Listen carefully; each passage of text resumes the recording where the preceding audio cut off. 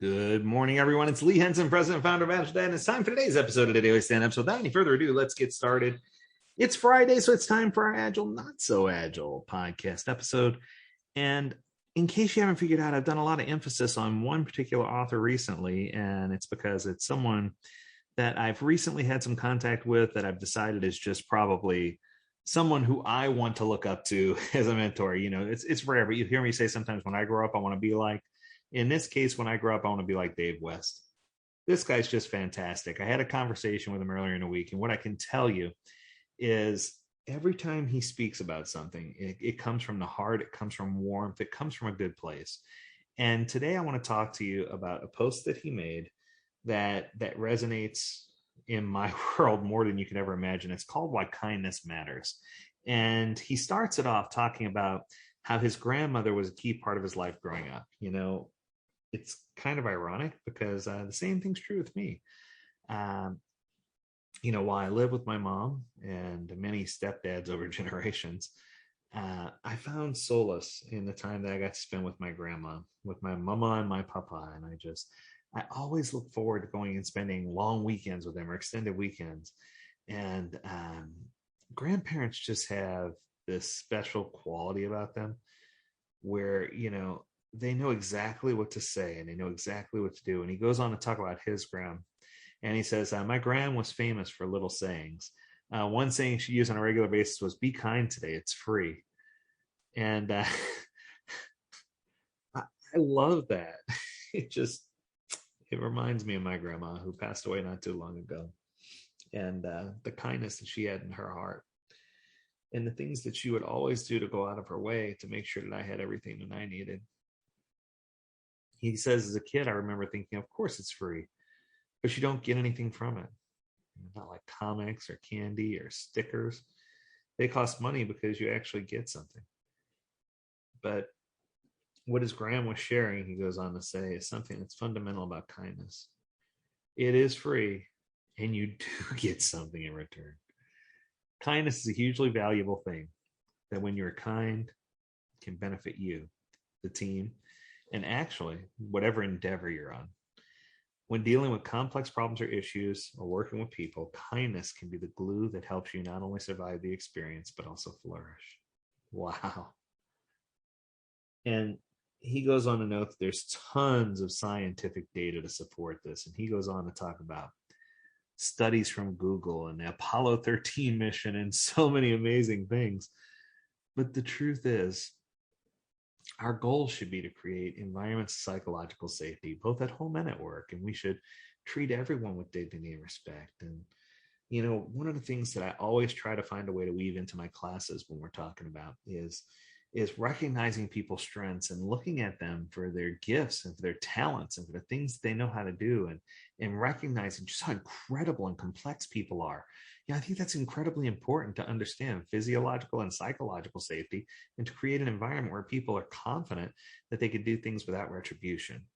So I think the part that probably struck me the hardest was when Dave does something here that I do in every single one of my classes. I grew up in a Roman Catholic community and I took a lot of years of Latin. So one of the things I'm known for doing is going straight to the dictionary when I was trying to find the answer or something. In this article, he points out the Oxford Dictionary defines kindness as the quality of being friendly, generous, and considerate. I love that. So if you look at those three things individually, friendly means that I genuinely care about people, that I genuinely want your well-being. Generous means you give more than expected, and sometimes you give more than you have. It reminds me of the story of the widow's mite, where she gave so little, but what she gave all. And I think that it's important for us to recognize that generosity is such an important part of kindness, and it's an important part of making the world a better place. Finally, being considerate and understanding and considering the impact that you have on others and the impact that your gift has on others.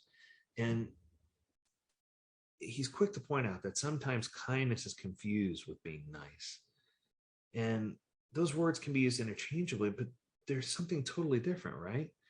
Being nice is just a focus on pleasantness of an environment rather than the impact or outcomes it provides, right? So for me, I always try to describe to people that if you're going to change the world, you need to find these three things to do.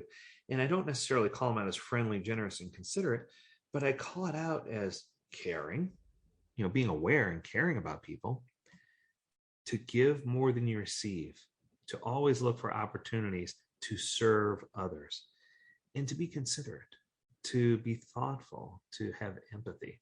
And I think those three things are the things that make the world go round.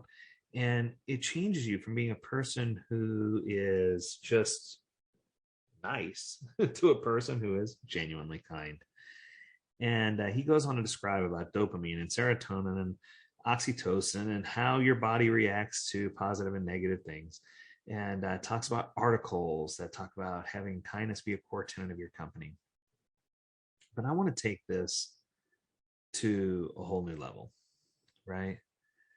The truth is, we need to find ways to start to value kindness.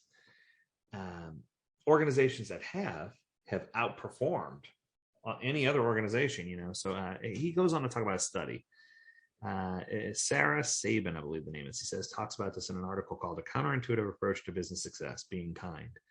And she cites a study by Jim Stengel on tracking 50 companies that value kindness above everything else and how they ultimately outperformed the S&P 500 by over 400%. Hello.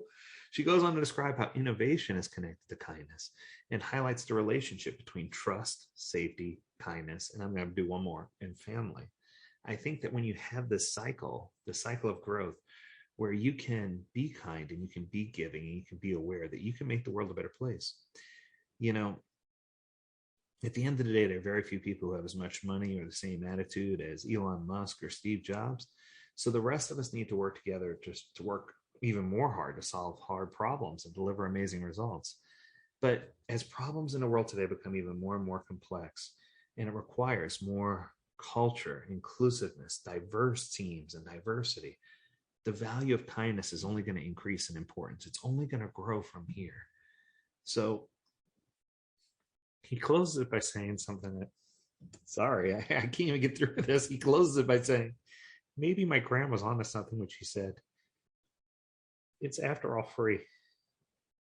You can get amazing returns. It can give you amazing returns, was his exact words. And he's right. How many times do we stop to teach our children to be kind? How many times are we kind to our spouse, significant other, our partner, our boyfriend, our girlfriend, whoever it might be?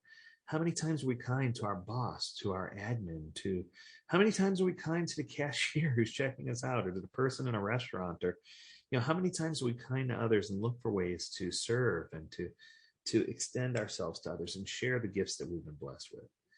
And Dave, I had mad respect for you for what you've done for the Scrum community and for the people that you know and for the influence that you've had. But now I can honestly say that I also have mad respect for you as a person and as someone that I want to strive to be more like. I think that between the two of us, we can create and build bridges and tear down walls and change the world to be a better place. And we can fill the world with kindness. And I think that if we jump on this bandwagon and we spearhead this initiative and begin to fill the world with kindness, that other people might latch on, and that other people will realize that this is what really matters in the end. That we're not going to be, we can't take all these things with us, but how kind we are will never leave. How kind we are will come and go with us, because we'll leave a world of memories behind of the things that we've done that have impacted others. So I hope that you have an opportunity to serve someone. I hope you have an opportunity to be kind, and I hope you have an amazing weekend.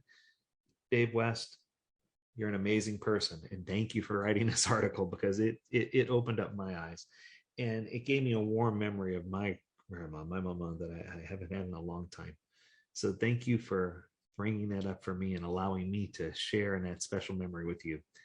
So until next week, I encourage you to have a brilliant weekend. Spend time with those you love. Hug them a little harder hug them a little harder this weekend. Spend more time with them, and we'll see you on Monday. Do take care.